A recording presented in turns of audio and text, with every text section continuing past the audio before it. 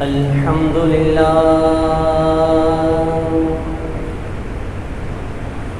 الحمد لله نحمده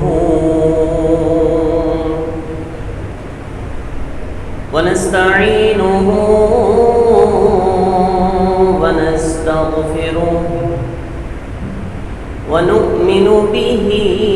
ونتوكل عليه ونعوذ بالله من شرور أنفسنا ومن سيئات أعمالنا من يهده الله فلا مضل له ومن يضلله فلا هادي له ونشهد أن لا إله إلا الله وحده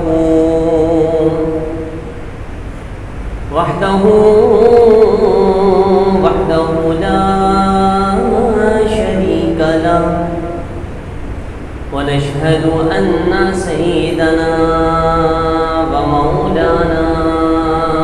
وملجانا ومأوانا محمدا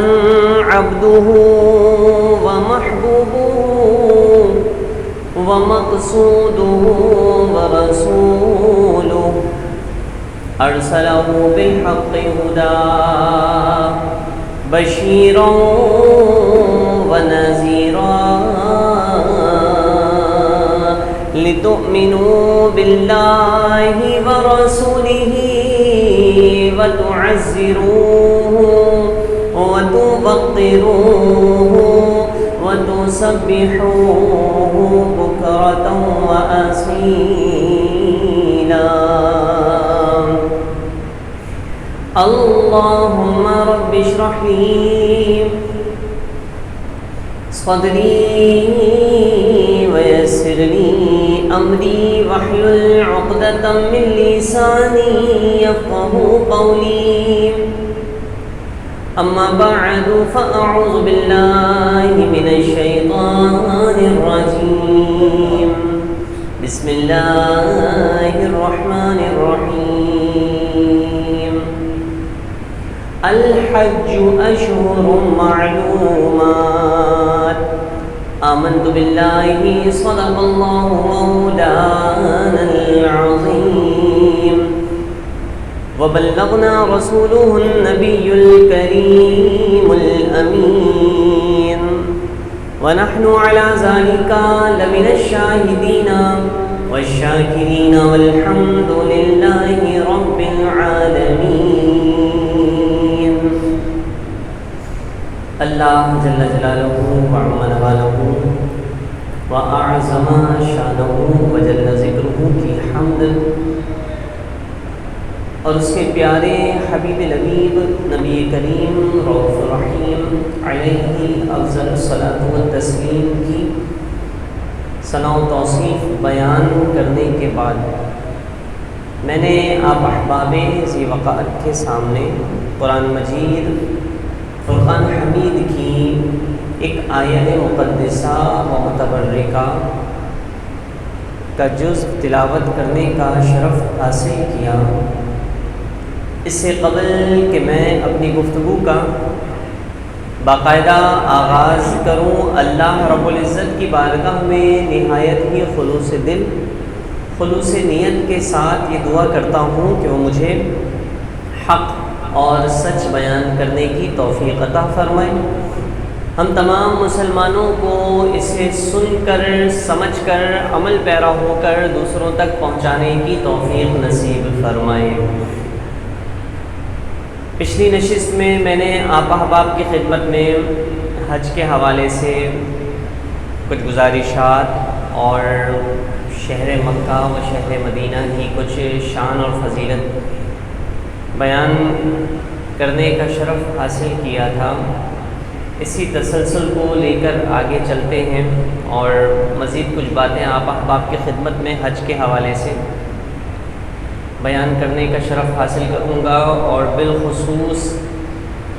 اس بات کی طرف میں آپ احباب کی توجہ دلاؤں گا کہ اللہ تبارک و تعالی نے اگرچہ حج جو ہے وہ امیروں پر فرض فرمایا ہے، مالداروں پر جو استطاعت رکھتے ہوں ان پر حج فرض فرمایا ہے، لیکن غریب جو ہے وہ بھی تو حج کرنا چاہتا ہے نا، تمنا تو اس کے دل میں بھی ہوتی ہے، خواہش تو وہ بھی رکھتا ہے کہ وہ بھی بیت اللہ کا حج کرے اور وہ بھی حج کا ثواب حاصل کرے۔ تو اللہ تبارک و تعالی نے غریبوں کو بھی حج کے ثواب سے محروم نہیں رکھا ہے، تو اس حوالے سے بھی میں آپ کی خدمت میں ذکر کروں گا۔ سب سے پہلے تو یہ یاد رکھیے، اللہ تبارک و تعالی نے مسلمانوں کی اجتماعیت کو بڑا پسند فرمایا ہے، اتحاد کو، اتفاق کو شریعت اسلام نے اور خود ذات باری تعالی نے بڑا پسند فرمایا ہے۔ اسی لیے اتحاد میں، اتفاق میں، اجتماعیت میں، متفق ہونے میں برکت رکھی ہے، اور انتشار میں برکت نہیں ہے، بلکہ انتشار جب ہوتا ہے تو پھر طاقتیں کم ہو جاتی ہیں۔ اسی لیے قرآن پاک میں واضح طور پر رب کائنات نے جو فرمایا نا، وَاعْتَصِمُوا بِحَبْلِ اللَّهِ جَمِيعًا وَلَا تَفَرَّقُوا، فرمایا کہ اللہ کی رسی کو مضبوطی سے تھام لو اور آپس میں گروہ در گروہ نہ ہو، تفرقہ بازی مت کرو، بٹو مت، انتشار میں مت ہو، کیونکہ جب بندہ متفق ہوتا ہے، مٹھی جب بند ہوتی ہے تو وہ مضبوط ہوتی ہے، اور جب لوگ بکھر جاتے ہیں، انتشار میں مبتلا ہوتے ہیں تو ان کی طاقت کو توڑ دیا جاتا ہے، ان کی طاقت کم ہو جاتی ہے۔ بکری جب اپنے ریوڑ کے ساتھ رہتی ہے تو کوئی بھیڑیا اس پر حملہ کرنے کی جرت نہیں کرتا، لیکن وہ بکری جو اپنے ریوڑ سے ہٹ جائے تو پھر بھیڑیے کو اس بکری پر حملہ کرنا بڑا آسان اور سہل ہو جاتا ہے۔ تو اسی لیے رب کائنات نے فرمایا کہ مسلمانوں کو چاہیے کہ اتحاد ہو، اتفاق ہو، اجتماع ہو، مجتمع ہو۔ اسی نظریے کو اللہ تبارک و تعالی نے جگہ بجگہ بیان فرمایا۔ یہ جو آپ دیکھتے ہیں، ہم ہر روز باجماعت نماز پڑھنے کے لیے مسجد کی طرف آتے ہیں،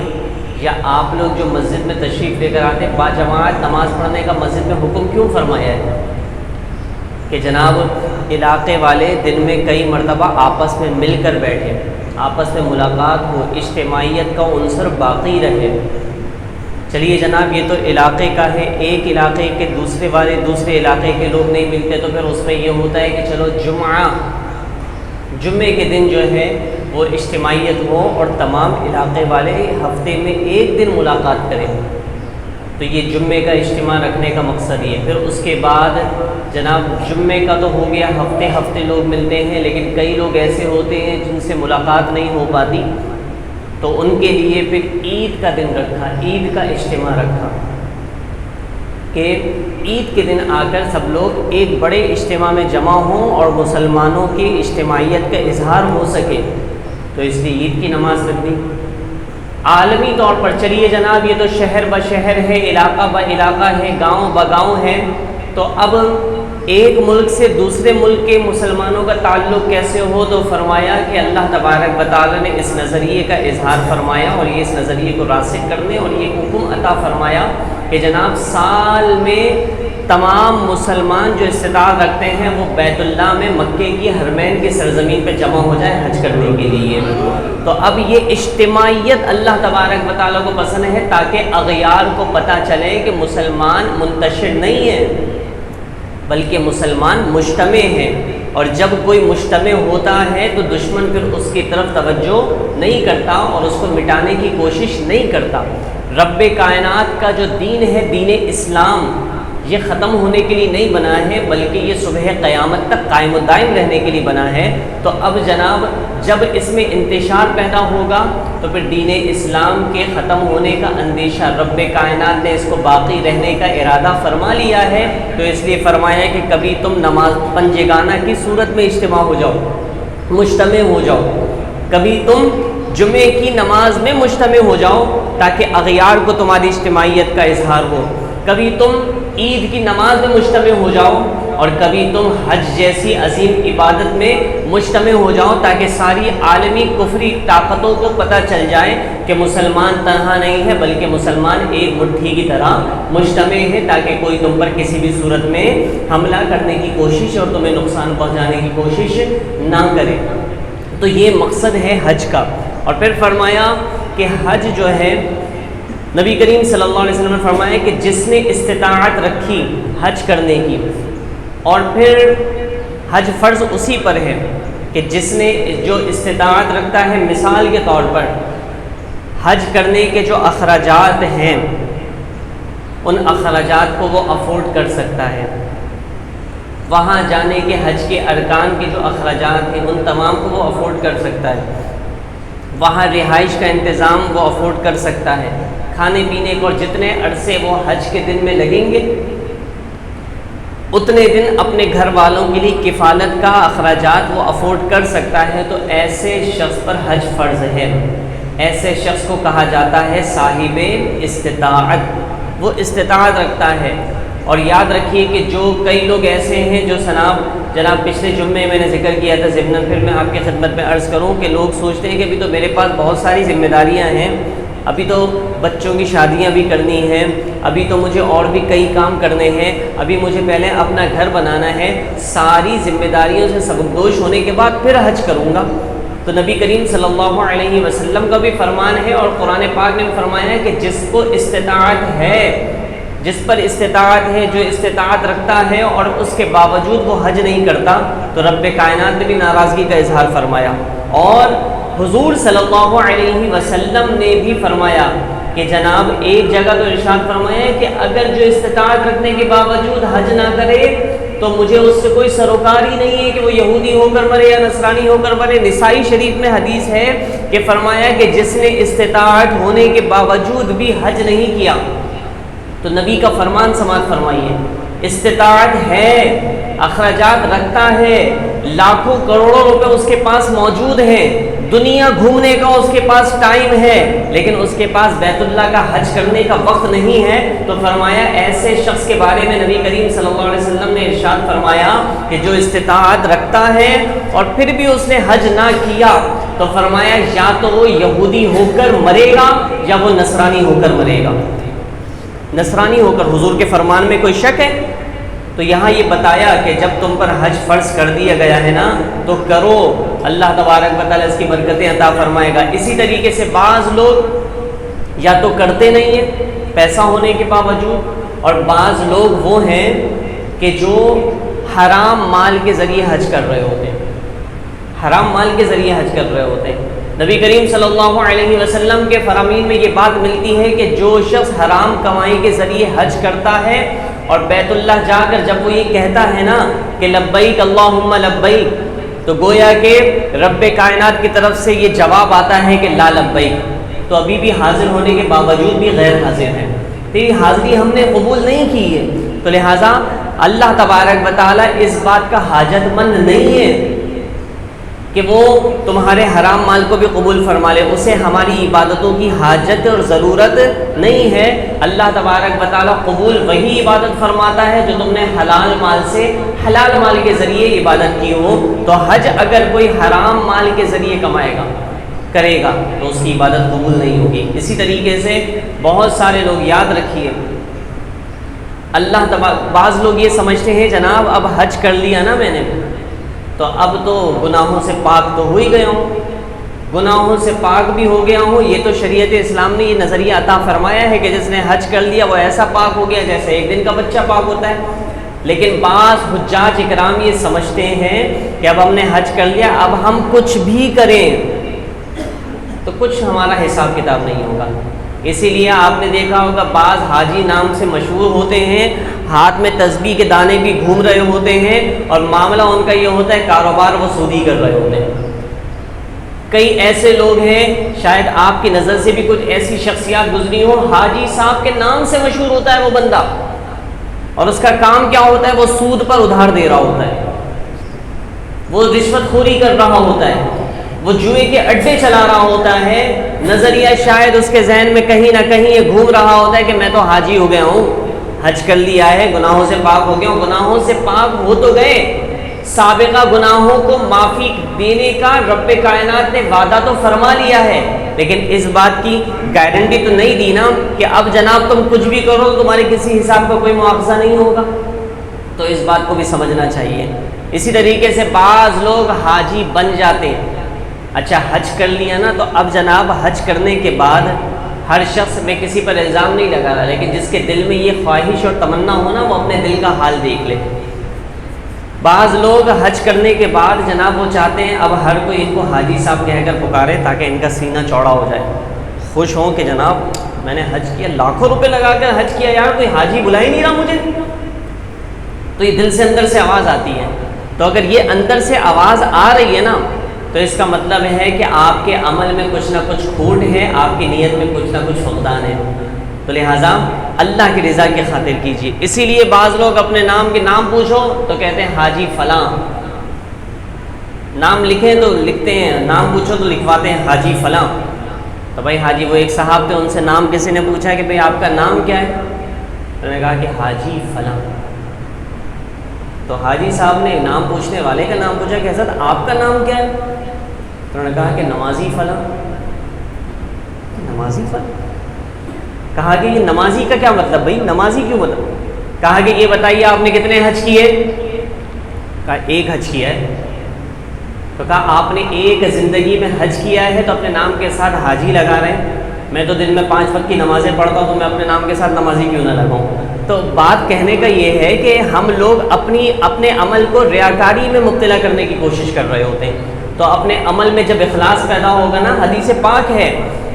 تمہارے عمل میں اگر ریاکاری ہوگی لوگوں کو دکھانے کے لیے اور لوگوں کو خوش کرنے کے لیے، لوگوں کے اندر اپنی واہ پیدا کرنے کے لیے اگر تم کوئی نیک عمل کرو گے تو روز محشر وہ تمہارے منہ پر مار دیا جائے گا، اور اس کے بدلے اللہ تبارک و تعالیٰ تمہیں جہنم کا ایندھن بنا دے گا۔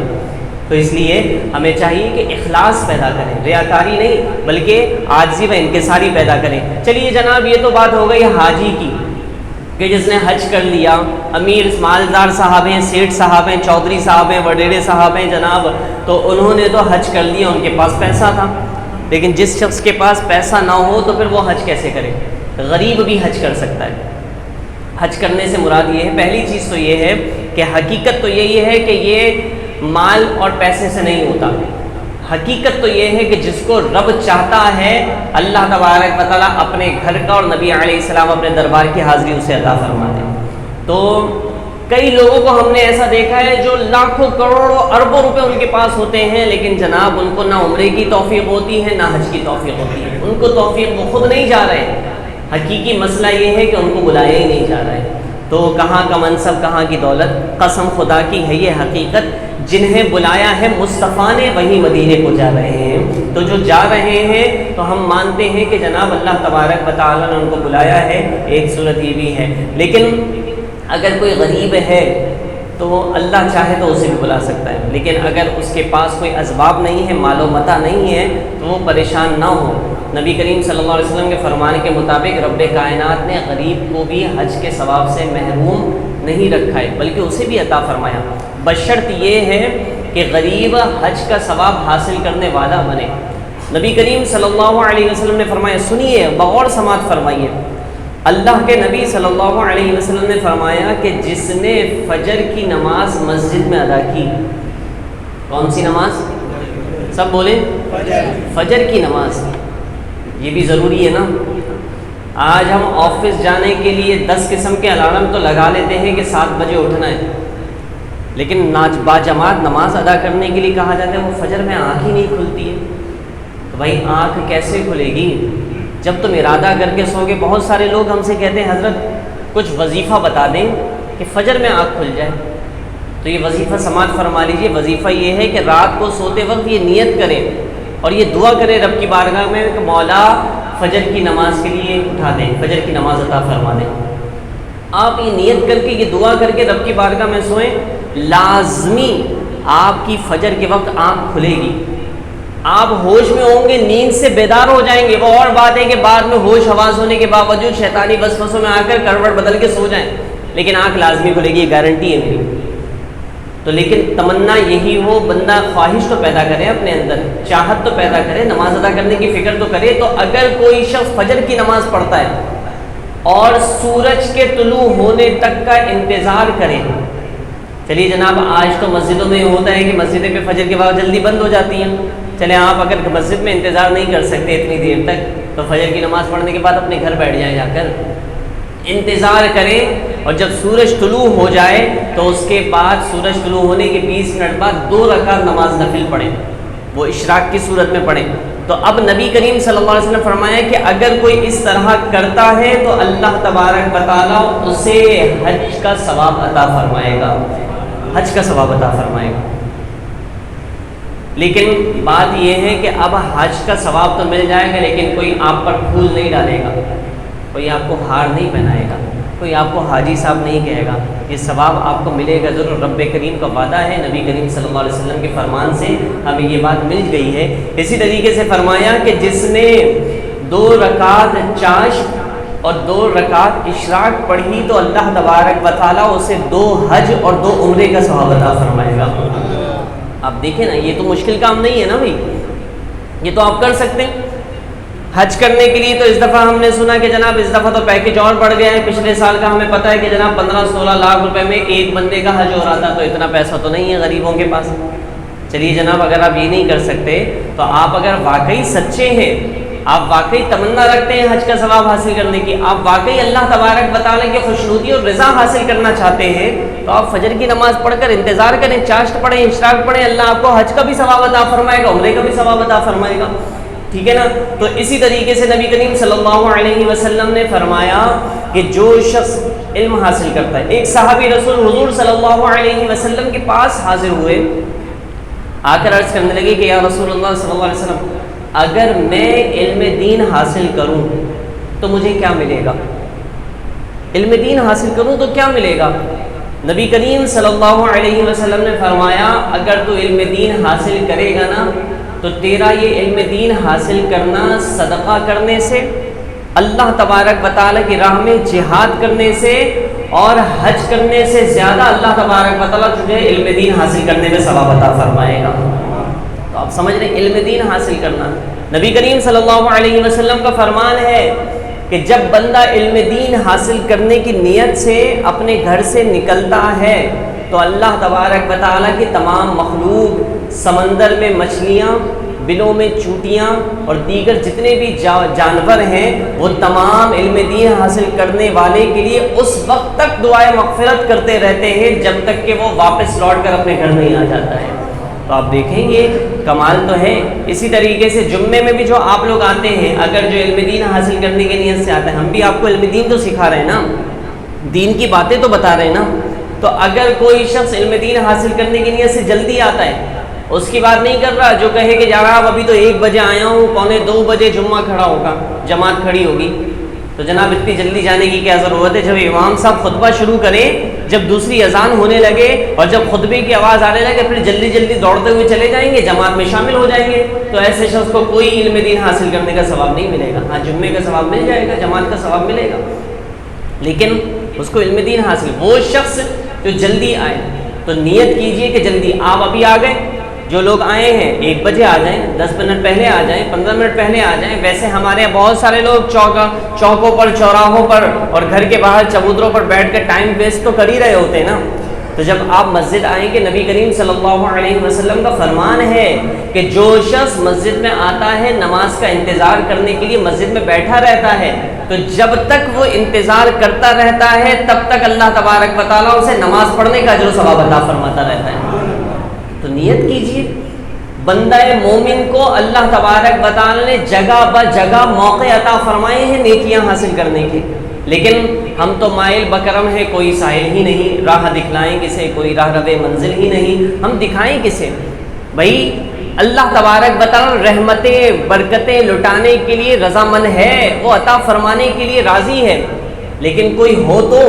جو اللہ تبارک و تعالیٰ کی رحمتوں کو لوٹے، تو اس لیے علم دین حاصل کرنے کی نیت سے بھی اگر کوئی شخص جمعے میں جلدی آ جائے گا تو اللہ تبارک و تعالیٰ اسے بھی حج کا بھی ثواب عطا فرمائے گا، صدقہ کرنے کا بھی ثواب عطا فرمائے گا، راہ خدا میں جہاد کرنے کا بھی ثواب عطا فرمائے گا۔ تو نیت کر لیجئے کہ انشاءاللہ اگلے جمعے سے ہم 1 بجے سے پہلے حاضر ہوں گے، انشاءاللہ آئیں گے۔ اللہ آپ کو ہم سب کو عمل کرنے کی توفیق عطا فرمائے۔ آگے یہ ہے غریب کا حج، کتنا آسان ہے، پیسے خرچ نہیں کرنے، مال خرچ نہیں کرنا، اللہ تبارک و تعالیٰ اس کے باوجود بھی آپ کو ثواب عطا فرمائے گا۔ اسی طریقے سے ابھی رمضان شریف کے دن گزرے ہیں نا، اور بہت مشہور حدیث ہے، حضور علیہ السلام نے فرمایا کہ جس نے رمضان کے آخری عشرے میں اللہ کی رضا کی خاطر اللہ کو راضی کرنے کی نیت سے 10 دن کا اعتکاف کیا تو اللہ اسے بھی 2 حج اور 2 عمرے کا ثواب عطا فرمائے گا۔ فرمایا نبی کریم صلی اللہ علیہ وسلم نے اس بات کو بغور سماعت فرمائی ہے۔ آج ہمارے یہاں نفسا نفسی کا عالم ہے، جو حاجی حج کرنے کے لیے گئے چلے اس نے ثواب حاصل کر لیا، آپ کو اللہ تبارک و تعالیٰ نے بڑے مواقع عطا فرمائے ہیں حج کا ثواب حاصل کرنے کا، تو ہمیں فکر کرنی چاہیے۔ آج معاملہ یہ ہے کہ بھائی بھائی سے لڑ رہا ہوتا ہے، سگے رشتہ دار آپس میں ایک دوسرے سے قطع تعلق کیے ہوئے ہوتے ہیں۔ یہ یاد رکھیے اس بات کو، حضور علیہ السلام کا فرمان ہے کہ لا يدخل الجنت قاطع او کما قال علیہ السلام، فرمایا کہ رشتہ داری کو ختم کرنے والا، قطع تعلق کرنے والا جنت میں نہیں جائے گا۔ آج ذرا ہمیں فکر تو کرنی چاہیے نا اس بارے میں بھی کہ ہم بڑے حسن اخلاق کا درس دیں، ہم اخلاقیات کا درس دیں، لیکن ہماری خود اپنی ذات کی اگر بات آئے تو ہمارا معاملہ یہ ہو کہ ہم عرصہ دراز سے اپنے سگے بھائی کا چہرہ نہ دیکھیں۔ ہماری اپنی بات آئے تو عرصہ دراز سے ہم اپنے باپ سے روٹھے ہوئے ہوں، ہم اپنے باپ کی شکل نہ دیکھیں، ہم اپنی اولاد سے نہ ملیں، تو ہم اپنے سگے بھائیوں کو نہ دیکھیں، ہم سگے رشتہ داروں کو چھوڑ کر بیٹھے ہوئے ہوں، تو مجھے بتائیے نا کہ جب دوسروں کی بات آئے تو خوب نیکی کا، اخلاقیات کا، حسن سلوک کا، حسن اخلاق کا درس دیں، لیکن جب بات اپنی آئے تو ہم ماں باپ سے ہم روٹھے ہوئے ہوں، بہن بھائیوں سے ہم قطع تعلق کیے ہوئے ہوں، ہر طرح کے رشتہ داری کو ہم توڑے ہوئے ہوں، تو بتائیے پھر برکتیں کیسے حاصل ہوں گی؟ اور پھر اگر کوئی ان تمام معاملات کو سلجھانے کی کوشش کرتا ہے نا، نبی کریم صلی اللہ علیہ وسلم نے فرمایا کہ اگر کوئی شخص 2 مسلمان جو روٹھے ہوئے ہیں، بچھڑے ہوئے ہیں، ان کو آپس میں ملا دیتا ہے تو اللہ تبارک و تعالیٰ اسے بھی 2 حج کا اور 2 عمرے کا ثواب عطا فرمائے گا۔ تو آپ نیت کیجئے، ہو سکتا ہے یہاں بیٹھے ہوئے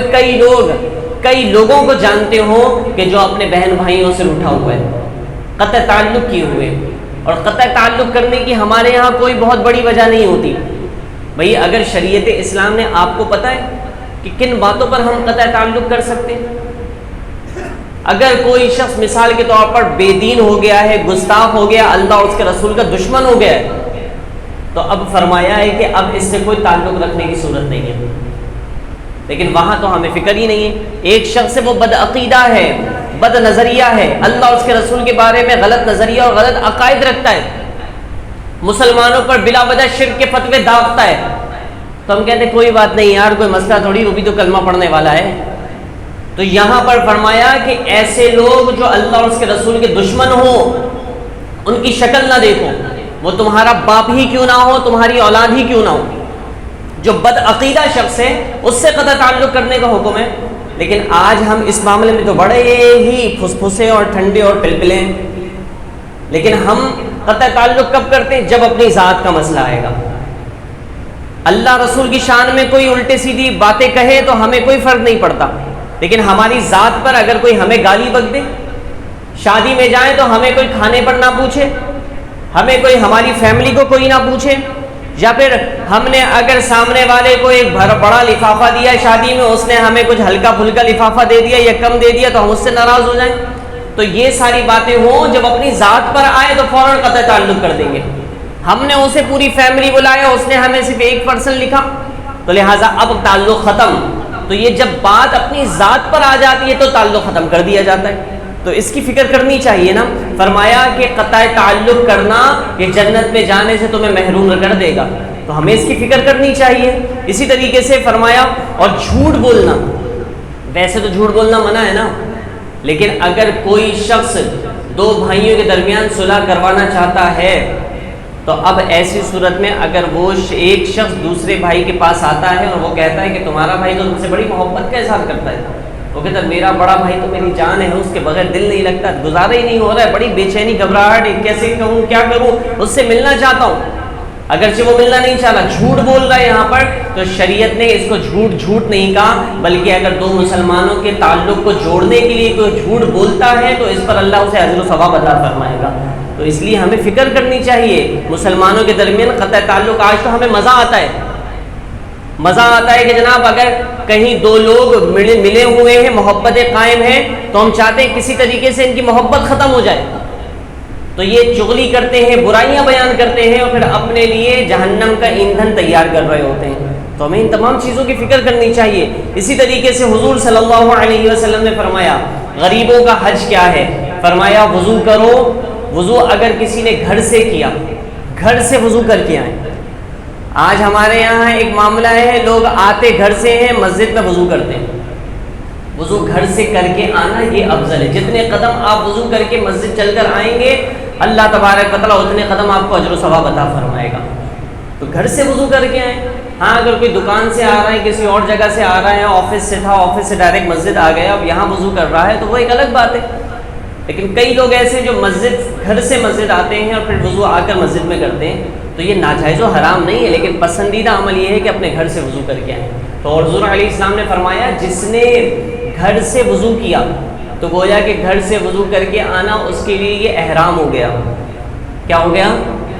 احرام ہو گیا۔ اور جب وہ مسجد آئے گا، وضو کر کے مسجد آیا اور اس نے 2 رکعت نماز نفل پڑھی تو اللہ تبارک و تعالیٰ اسے 2 عمرے کا ثواب عطا فرمائے گا۔ اور اب جب فرض نماز جماعت کے ساتھ پڑھے گا تو اللہ تبارک و تعالیٰ اسے حج کا ثواب عطا فرمائے گا۔ اسی طریقے سے سنیے نبی کریم صلی اللہ علیہ وسلم نے فرمایا کہ جو شخص والدین جن کے حیات ہیں، بھائی آپ دیکھیے نا، مجھے بتائیے کہ جو شخص لاکھوں روپے حج خرچ کرنے کے بعد حج کرے،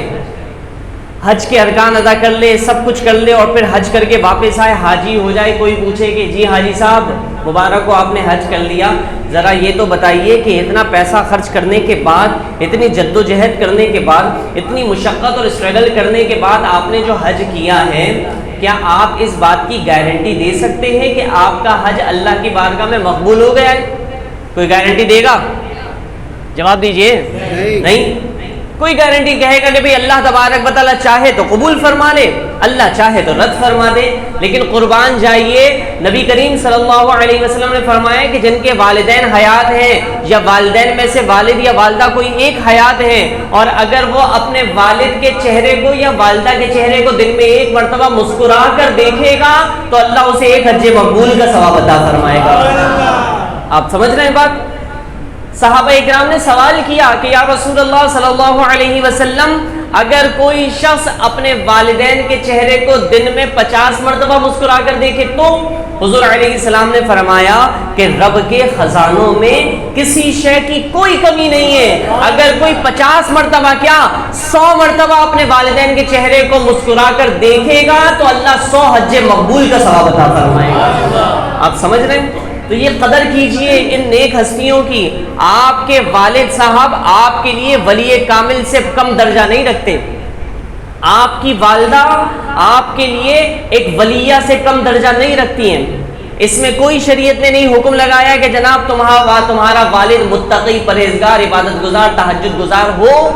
تبھی وہ اللہ کا ولی ہوگا، نہیں۔ تمہاری نظر میں اگر والد نماز قضا کرتا ہے، گناہ گار سیاہکار ہے، لیکن تمہارا والد ہے تو تمہارے لیے وہ ولی سے کم نہیں ہے،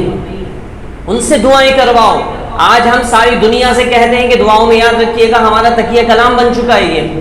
لیکن کبھی ہم نے اپنے والدین سے کہا کہ دعا کریں؟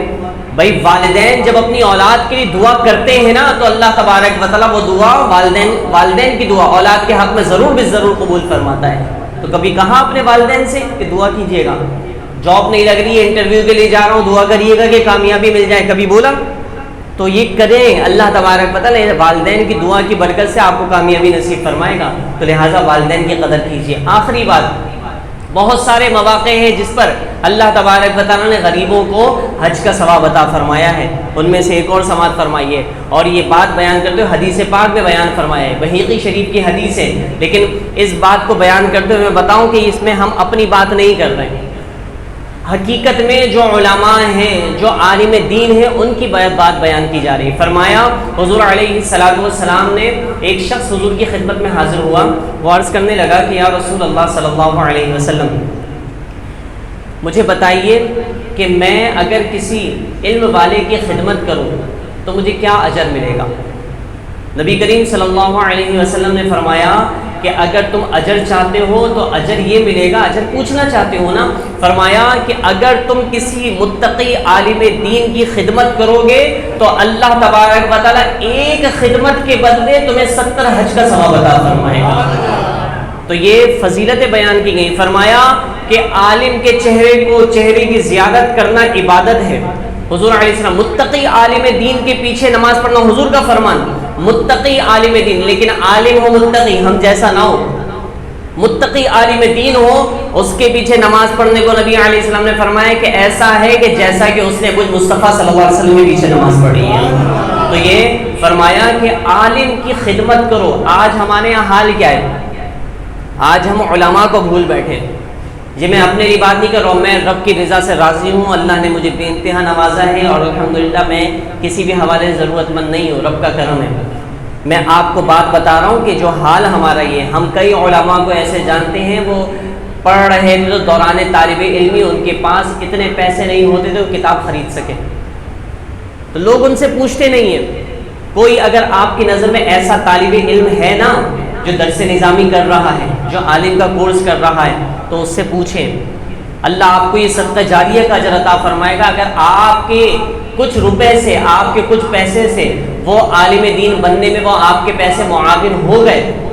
یقین جانیے وہ خود عالم دین بن گیا, اپنی نسلوں کو عالم دین بنائے گا, سکھاتا رہے گا, سارے معاشرے کی اصلاح کرے گا. وہ ساری زندگی پڑھتا پڑھاتا رہے گا, مرنے کے بعد قبر میں جانے پر بھی اللہ تبارک و تعالیٰ اس کے نیک عمل کا اجر آپ کو قبر میں بھی عطا فرمائے گا. تو لہٰذا نیت کیجیے, علماء کی خدمت کیجیے, علماء کی قدر کیجیے. اور علماء کی فضیلت قرآن اور حدیث نے بیان کی ہے. مجھے بتائیے کسی ڈاکٹر کی, کسی وکیل کی, کسی انجینئر کی, کسی پروفیسر کی قرآن اور حدیث نے فضیلتیں بیان کی ہیں. ہم یہ نہیں کہہ رہے کہ یہ غلط ہے, ٹھیک ہے آپ دنیاوی دار ہونے کے ناطے سے آپ یہ ساری چیزیں ضرور حاصل کریں, لیکن اللہ اور اس کے رسول نے جن چیزوں کے حوالے سے جس شخص کی فضیلت بیان فرمائی ہے تو اس کو آپ کو بھی حوصلہ افزائی کرنی چاہیے اس کی. کوئی ڈاکٹر بن جائے تو سارا زمانہ اس کی حوصلہ افزائی کرتا ہے, لیکن اگر کوئی عالم دین بن جائے, کوئی بچہ حفظ قرآن مکمل کر لے تو اس کی کس قدر حوصلہ افزائی ہوتی ہے. ڈاکٹر سے کہیں درجہ بلند والا مقام و مرتبہ حافظ قرآن کا ہے یا نہیں ہے؟